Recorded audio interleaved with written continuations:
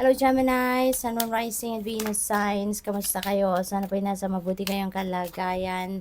Welcome back po sa Star Tarot. Kung bago kayo dito, welcome din kayo. Thank you sa inyong support. I truly appreciate it. God bless you all. Gemini, pauna mensahe ninyo potential. The littlest key can open the heaviest door. Ayan, so there's so much potential out there, no?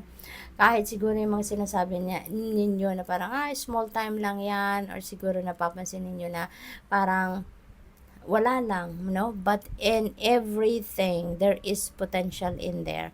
Kaya maaring sa ngayon, you're surrounded with those kinds of things at maaring na-underestimate ninyo ang iba, no? But this is an eye-opener para sa'yo na there is a potential in everything. At saka, this could be your own potential din, no? This could be your own potential din na kailangan din ninyong ilabas, kailangan ninyong i-embrace sa ngayon, no? So, what else? We have listen, be alert, the soft chiming bells call to nearby fairies. Listen. No? Listen to your intuition most importantly. Kasi maaaring mayroong mga important guidance sa ngayon na pinapadala sa inyo ang universe at kailangan ninyong pakinggan ito. Ito yung makakatulong sa inyo magabayan kayo kung paano ninyo ina-navigate ang inyong mga current circumstances. We have dare, take a risk and fly. Ayan, so there is an opportunity dito, no? Na kumakatok sa inyo dito, but it will require you to take risk. It will require you to fly solo, no? Parang yun ang napipick up ko dyan. So, maaaring ito, this is time for you to grow. This is time for you to evolve. This is time for you to expand, no? Kaya feeling ko din, maglalakas ng loob kayo ngayon na i-take advantage ng sitwasyon na yan, no? Maybe you are going to capitalize your potential din sa ngayon, so which is really good, no? It's about time na para lumabas ka na sa inyong comfort zone. Surprises, wow, venture down the rabbit hole, maraming mga sorpresa, no? Surprises, maraming mga sorpresa ang paparating sa buhay ninyo at maaring yung kung ano man itong opportunity na yan that you are going to take chance on, no? Maaring isang malaking sorpresa na yan para sa'yo. Maaring hindi ninyo sukat akalain na kaya ko pala. 'Di ba? Kaya ko pala to. Kahit hindi ito yung comfort zone ko. Kahit hindi ito yung cup of tea ko. Pero kaya ko pala. So, maaring isa yan, no, sa magiging sorpresa ninyo sa sarili ninyo. We have rest, slow down. You don't have to solve everything today. Okay? Huwag kayong masyadong nagmamadali, no, Gemini. May mga bagay, 'di ba, na kailangang dahan-dahanin. May mga bagay or sitwasyon sa buhay natin na kailangang gradual lang ang galawan. Hindi minamadali, hindi nararush, no? At maaaring sa ngayon, 'yun ang inyong sitwasyon. Magpahinga ka rin. Alam mo nang pagod ka na, alam mo nang almost burnout ka na, almost drained ka na, no? At go ka pa rin. So, Gemini, wag mong pilitin ang inyong sarili. Don't force yourself. Okay? Lagi at laging may panahon para sa lahat. Wag mong pilitin na tapusin ang lahat-lahat, no, in just one day or on a certain period of time.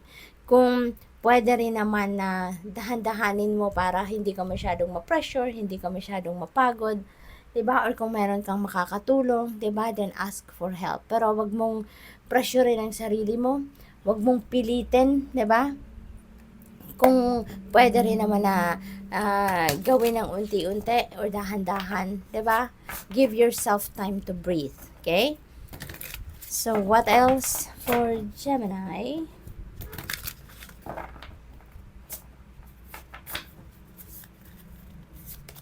We have 8 of inspiration. Things are going to speed up sa ngayon. Marami talagang activity, no, ang gagawin ninyo, Gemini, sa ngayon. Maaring marami ding mga opportunities kasi na paparating, kaya medyo mabibisi talaga kayo around this time, ano? At there are a lot of travel siguro na gagawin din ng iba sa inyo sa ngayon. Wonderful news, no, coming your way. Maaring related yan sa mga opportunities din. At feeling ko rito, parang mapipilitan kayo ditong magmadali, no? Gemini, parang ganon. So we have page of materials. Meron ditong mga balita. Merong mga parating na impormasyon sa inyo. Maaaring merong magtitip sa inyo about opportunities kung nasaan, or maaaring merong mga opportunities na i-offer talaga sa inyo specifically. So maaaring may ganon. But ang mga opportunities na to, this is related to your money, career, and finances. Maaari din na meron dito mga offer ng trabaho, may interview, business or career opportunities. Possible din dito, Gemini, na merong siguro mga documents kayong pipirmahan, ano? Maaaring meron kayong mga kontrata na kailangang i-review at pirmahan sa ngayon. We have awakening. Ayan. So, sa ngayon talaga, parang nagkakaroon kayo ngayon ng call, no? To go deep within you, no? Meron kayong calling sa ngayon na mag-review ng inyong sarili, mag-re-evaluate ng mga nangyayari sa buhay ninyo, no? Parang take a look, no, kung ano ang mga kaganapan sa buhay ninyo sa ngayon, parang ganon. At there could be a lot of realizations sa ngayon. Maybe mabubuhayan or magbubukas ang isip ninyo sa ngayon, and maybe you're going to look into nasaan na ako ngayon? No, what have I done in the past? Ano na yung mga naging epekto ng mga ginawa ko in the past, 'di ba? Maybe also you're going to look for your purpose, no? Maaring sa ngayon nagkakaroon din kayo ng ng thought na ano kaya ang purpose ko, bakit ako nandito? Why am I here in this world, no? So maaring nandoon kayo sa punto na naghahanap na kayo ng deeper meaning, no, ng inyong buhay. Emperor energy, this is really a beautiful energy, lalo na pagdating din sa stability. Maybe ang iba sa inyo is going to focus on laying a solid foundation pagdating sa inyong money, career, finances, family, and relationships, no? So maaaring nandoon kayo sa point na nag-iisip kayo on how you are going to establish your your financial empire. Baka ang focus niyo sa ngayon talaga paghahanap buhay, 'di ba? Pagpapalago ng negosyo, pagpapalakas ng inyong relationships, yung mga ganon.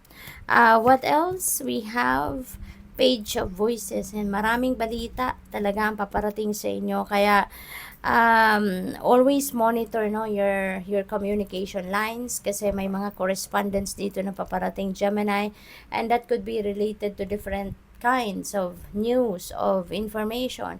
Maaaring meron ditong chismis na dadating sa inyo, mayroong magchichika sa inyo, story about other people. Maaaring meron ditong parating na mga balita, tip about trabaho, opportunities, or kung ano pa man, or maaaring nagre-research kayo, maaaring meron kayong binayaran or hininga ng tulong na maghanap or mag-gather ng facts for you, yung mga ganon. So good luck. Thank you for watching. Love and light. Namaste.